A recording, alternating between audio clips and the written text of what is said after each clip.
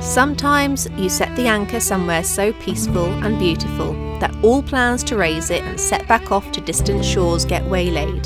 This is our 4th week in the Caribbean island of Martinique. But all good things must come to an end. I'm going to commandeer the first half of this video to discuss and tackle the biggest downside of a steel boat, rust. And then I jump back in as we do a big food provision ready to set sail next week. So today is the day that I'll be trying to fix the rust that's accumulated on the boat since we bought it. I just want to get to understand the process of dealing with the rust above the waterline.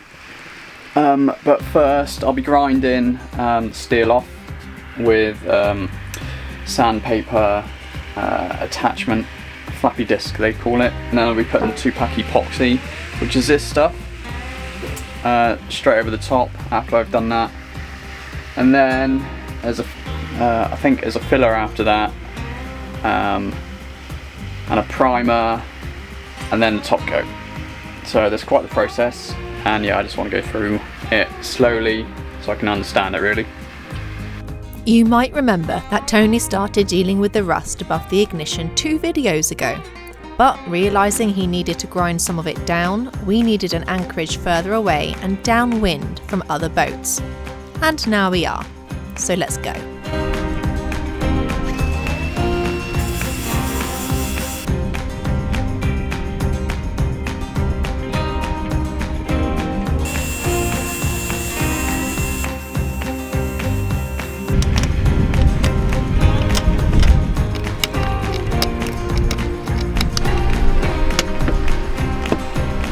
I think I've done polishing up and taking all the rust off, hopefully. But yeah, some of those divots over here are deep. But anyway, we'll carry on. I hope that's enough. So now I'm just gonna clean it up with acetone, and then I'll put on the epoxy. I just went over it again. I think it looks a bit better than what it did. If you throw a lump of steel into water, it will sink. But our lump of steel is in the shape of a hull, and almost anything floats in the shape of a hull. The key benefits of a steel boat is it's very durable and strong. If it hits something, it will likely bend instead of forming a hole. We can sail to icy waters more confidently for it. The cons, it's so heavy it doesn't go as fast, and steel boats notoriously rust from the inside out. Rust makes holes, and holes mean we sink. So this is going to be a multiple day event.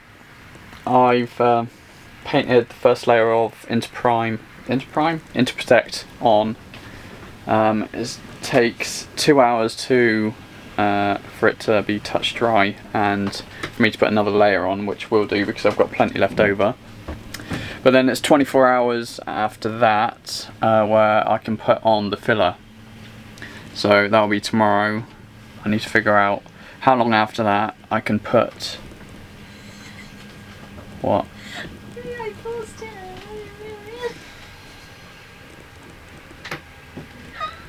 I'm sorry, I got the giggles when you were filming.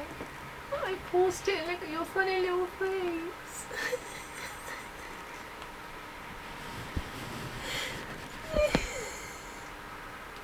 You look like an aardvark.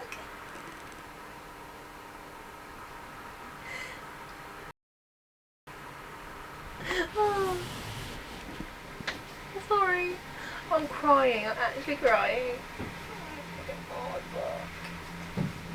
Oh, the editing's going well, as you can tell. Carry on.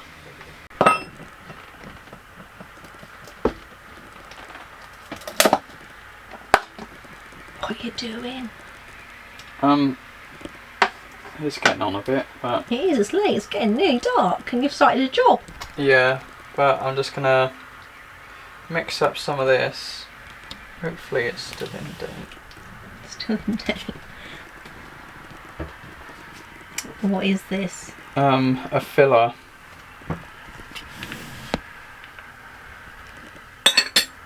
And yeah, I'm going to put it on to above the ignition. Hopefully, if it's still alright. It's that Greek yogurt, Tony. Yeah, I need gloves.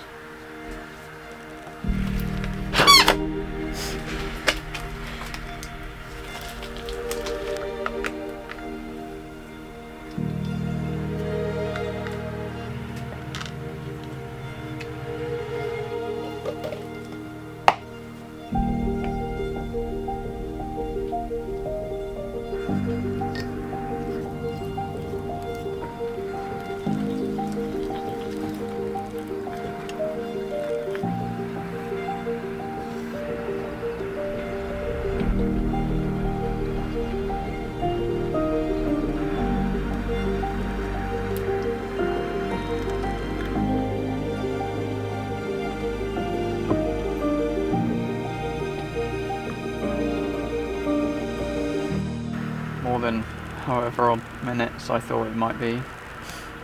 But yeah, I've done what I've done, and hopefully I'll just sand it back tomorrow. Just make it a nice, crisp, straight edge, and then we'll go from there.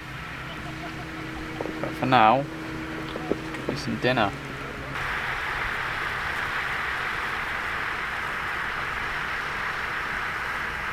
In today's episode of Tony in his boxers and a respirator. Tony doesn't wear shorts anymore, do you? No.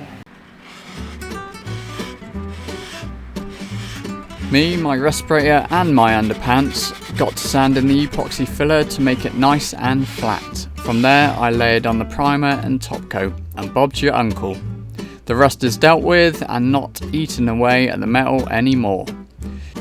This isn't a perfect job, but it was my first time using filler, FYI. There was more rust that had formed under the paint above the waterline, so I cracked on with that too. I won't show you the whole process again, but it was a job that needed doing to preserve the boat, and some might say that I wasn't so rusty at it by the end. Ha ha. Who said that owning the boat is doing boat jobs in nice places? I think they're right. It's a nice place. It is a nice place. And it is a boat job. It certainly is a boat job. It's very warm. It is warm, and it's feeling more so as we creep towards hurricane season, which means it's time for us to look to make our way further south, leaving Martinique behind in our wake. Before we can do that, we need to do a big food provision. We are doing a rather long dinghy ride, so that you can see me, to St Anne's, which is the anchorage we were in, around the corner further down the channel before we came to this one, because we are hiring a car for the day to do a big provision stock up, predominantly food, before we leave Martinique and head south to St Lucia first, Grenadines, eventually down to Trinidad, so that we're out the hurricane belt for hurricane season. But everything down there is a lot more expensive, we've been told, so we are going to fill up the boat as much as we can for the time being, and we've got a car to help.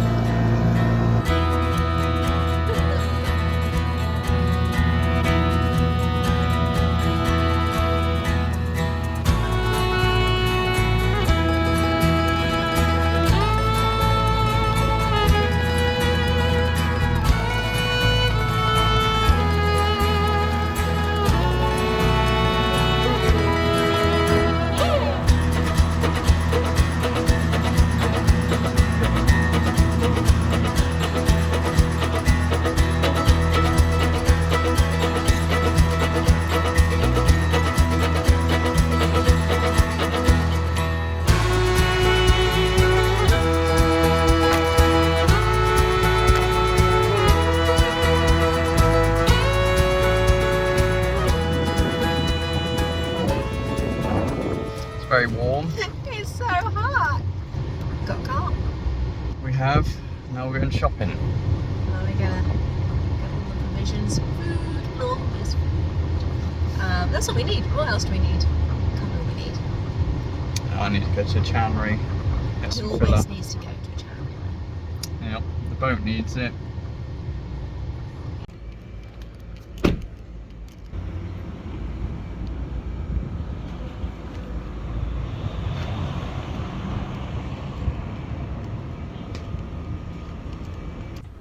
And then the torture started. All this filler, but your soul is still empty. All these logs, but you're still an open book. All these lines, but you're still ropey. All these anchors, but you're still a drag. That one's my favourite. He didn't want me to come in with him because I do this every time. You do.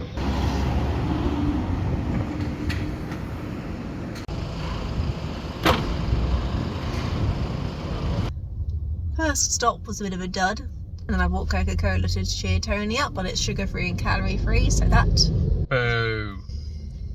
was met with disapproval.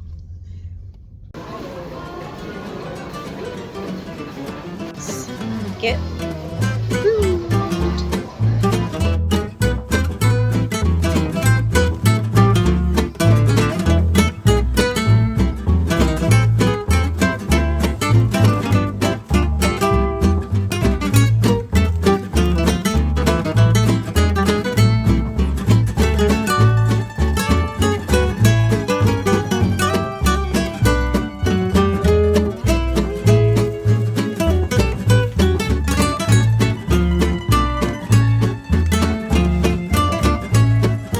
Fellow sailors had told us, before you leave Martinique, buy the cheese. That's not an instruction we're going to ignore.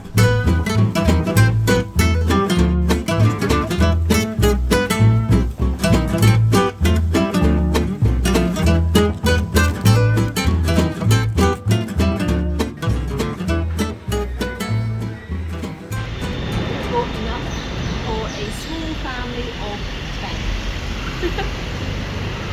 No, very popular in the queue. Needless to say. Hopefully it'll last 2 minutes.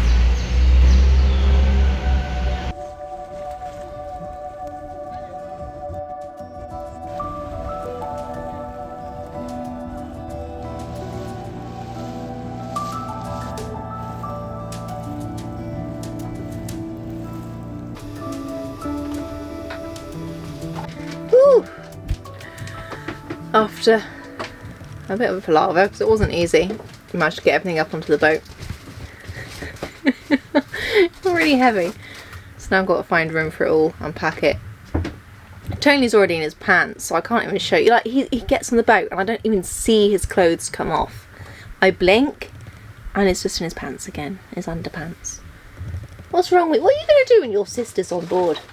She's visiting Put my us. shorts on. You'll put your shorts on for her, but not for me. Yes. I'm subjected to low standards.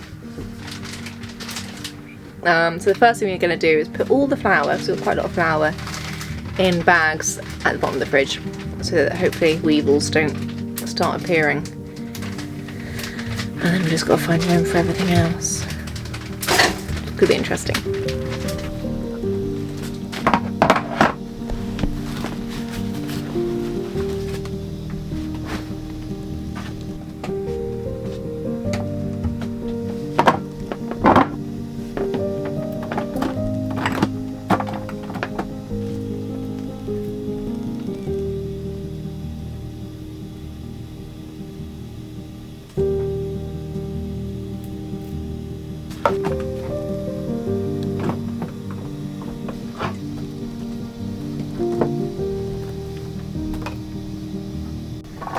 We're going to need a bigger seat. And we're going to need a bigger boat. We're not going to run out of food for a while. No, we'll be alright. Live off some peas. We've got more than peas. They get a lot of like tinned meats though. I didn't actually have that much. I think we've got more food than we have in the crossing. It's not a bad thing, as long as we don't get roaches or weevils or anything. Have you given up on this space? We're gonna have to find some more for the last bits. That doesn't happen very often. In your bloody pants. Tony. Hello.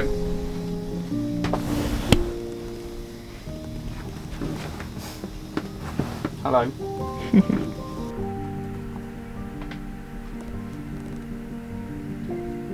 Starlink replacements, land adventures, silly moments, and some incredible experiences beneath the surface of the sea. Martinique had treated us well. But as we said at the start, all good things must come to an end.